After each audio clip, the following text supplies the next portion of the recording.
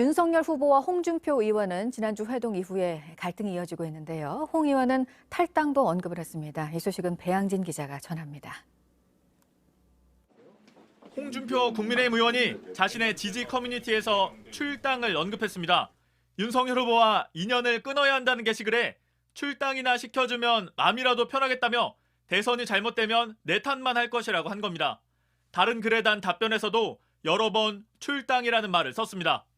홍 의원은 지난 19일 윤 후보를 만나 원팀을 논의했는데 이 자리에서 서울 종로 등의 전략 공천을 요구했습니다. 그러나 이런 비판이 이어졌습니다. 구태를 보인다면은 지도자로서의 자격은커녕 우리 당원으로서의 자격도. 이후 홍 의원은 불쾌감을 그대로 표시했고 원팀은 없던 일이 됐습니다. 어떻게 후보하고 이야기하는 내용을 가지고 나를 비난하고 방자하다. 그건 방자하기 이를 데 없다. 그리고 또 다음 날엔 얼굴은 두껍고 마음은 검다는 뜻의 면후 심흑이라는 사자성어로 윤석열 후보를 직격하기도 했습니다. 그러다 어제 출당까지 언급한 겁니다. 윤 후보는 답변을 피했습니다. 오늘 홍준표 의원 관련해서 안에서 논의 좀 하셨을까요? 혹시 합류 위해서 다른 노력하실 계획 없으실까요?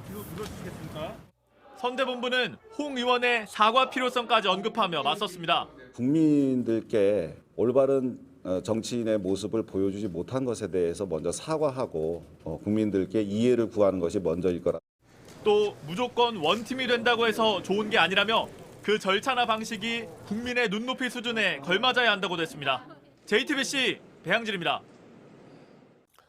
미국에서는 오미크론 변이가 다음 달 중순쯤이면 급격히 줄어들기 시작할 거라는 전망입니다.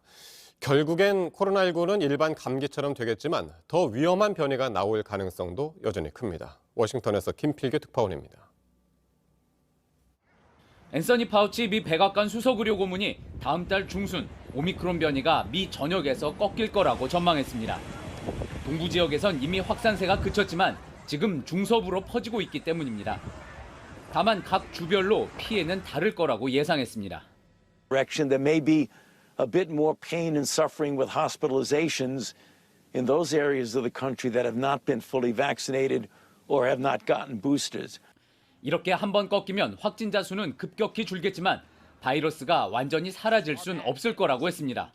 Control means you're not eliminating it, you're not eradicating it, but it gets down to such a low level that it's essentially integrated into the general respiratory infections that we have learned to live with. 한스 클루즈 세계보건기구 유럽 사무소장은 오는 3월쯤 유럽인의 60%가 오미크론 변이에 감염될 거라고 내다봤습니다. 이렇게 되면 많은 사람이 면역력을 갖게 돼 몇 주, 몇 달간은 바이러스가 잠잠할 거라고도 봤습니다. 연말쯤 코로나19가 다시 돌아오더라도 크게 확산되지 않을 거라며 팬데믹이 끝을 향해 가고 있다고도 했습니다. 오미크론 변이가 이번 팬데믹의 마지막일 거란 희망적인 전망이 잇따라 나오지만 생존을 위해 진화하는 바이러스가 또 어떤 변이를 만들지 모른다는 게 전문가들의 지적입니다. 워싱턴에서 JTBC 김필규입니다. 네, 이 베이징 동계올림픽을 이제 2주도 채 남기지 않은 상황에서 중국은 이 코로나를 막기 위해 총력전을 펼치고 있습니다. 중국 최대 명절인 춘절에 고향에 내려가지 않으면 우리 돈으로 9만 원씩 주는 지역까지 생겨났습니다. 윤재영 기자입니다. 우리의 설에 해당하는 중국의 최대 명절 춘절. 이번 주부터 본격 귀향 행렬이 이어집니다.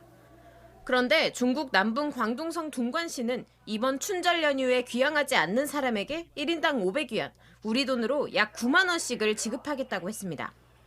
총 940억 원 규모입니다. 최근 중국 내 코로나19가 다시 확산하고 오미크론 변이가 확인되자 추가 확산을 막기 위한 겁니다. 장쑤성 수저우시도 귀향하지 않는 사람들에게 1인당 500위안의 보조금을 주겠다고 했습니다. 전수검사 사례도 늘고 있습니다.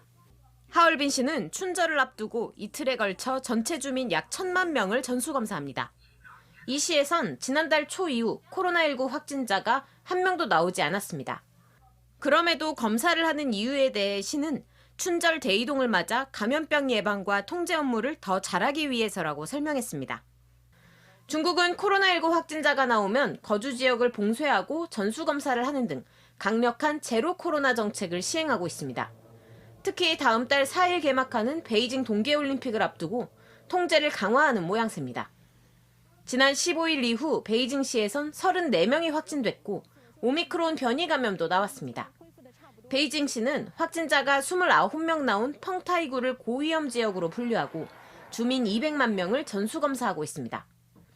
한편 홍콩에서도 100명이 넘는 오미크론 변이 감염자가 확인되자 환자가 많이 나온 콰이청 지역을 봉쇄하고 주민 약 3만 5천 명을 검사했습니다. JTBC 윤재영입니다. 그제 리프트가 갑자기 역주행하는 사고가 났던 경기도 포천의 한 스키장에서 불과 며칠 전에도 리프트가 갑자기 멈추는 사고가 있었던 것으로 파악이 됐습니다. 경찰은 기계 결함인지 조작 실수인지를 조사하고 있습니다. 여도현 기자입니다. 리프트가 역주행해 100명가량이 공중에 고립됐던 경기도의 한 스키장입니다. 손님은 없고 텅 빈 리프트만 공중에 매달려 있습니다.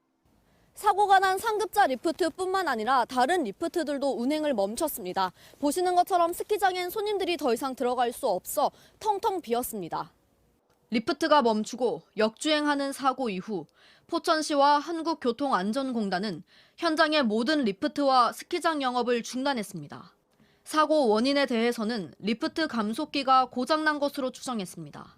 속도를 줄이기 위한 장치가 감속기인데 감속기가 역할을 제대로 못해서 그 속도가 빨리 내려갔을 거라고 이제 추정을 하는 부분이고요. 그런데 현장 목격자 등을 조사하는 경찰은 사고가 나기 며칠 전에도 리프트가 멈춘 적이 있는 것으로 확인했습니다.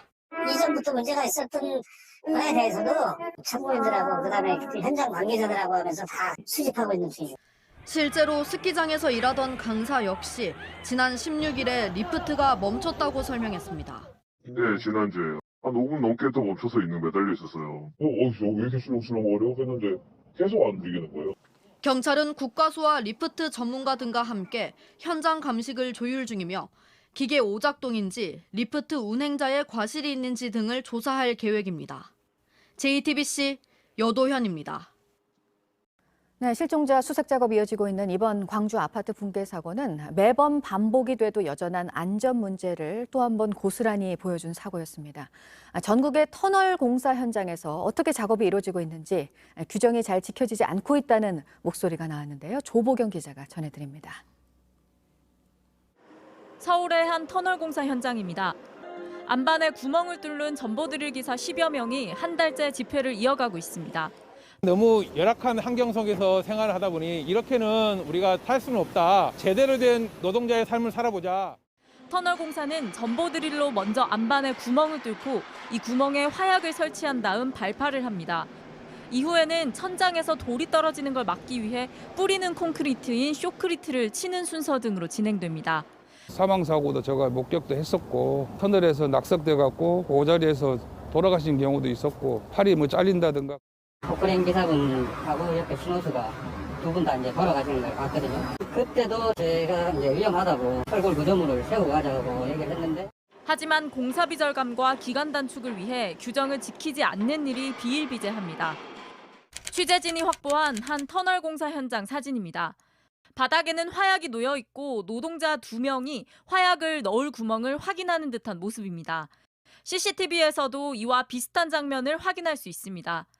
이곳에서 일했던 한 기사는 자격이 없는 외국인 노동자들이 화약을 설치하는 장면이라고 주장했습니다. 외국인 근로자들이 주로 그 업무를 많이 맡아서 했었거든요. 그 부분은 누가 봐도 비전문자들이 한다는 자체가 문제가 됩니다. 법에 따라 화약은 자격이 있는 사람만 다뤄야 하고 아예 터널 공사 허가 조건으로 외국인을 화약 취급 보조원으로 고용하면 안 된다고 규정한 곳도 있습니다. 의사소통이 제대로 안 된 사람 일부러 쓰지 말라는 이야기예요. 발주처인 서울시는 시공사 측이 화약을 넣을 구멍을 확인하는 장면일 뿐 설치까지는 하지 않았다고 해명했다고 전했습니다. 규정을 준수하고 있다고도 했습니다. 낙석 방지를 위해 천정과 벽 등에 콘크리트를 뿌리는 쇼크리트 작업이 끝나기도 전에 다음 작업에 들어간다는 주장도 나왔습니다. 송풍기가 있는데 그걸로 현장을 먼저 순환을 시키고 난 다음에 해야 되는데 그 쇼크리트라는 게 끝나기도 전에 장비를 부릅니다. 천장 일부가 무너져 내린 현장 사진들도 있습니다. 지금 여기 보이는 장면은 운이 아주 좋았던 거예요. 시멘트 구조물 같은 게 없었으면 여기는 폭삭 내려앉았을 거예요. 부실한 쇼크리트 작업으로 붕괴 위험 속에서 다음 일이 이어진다는 겁니다. 남일이 아니라고 제가 생각을 했어요. JTBC 조보경입니다.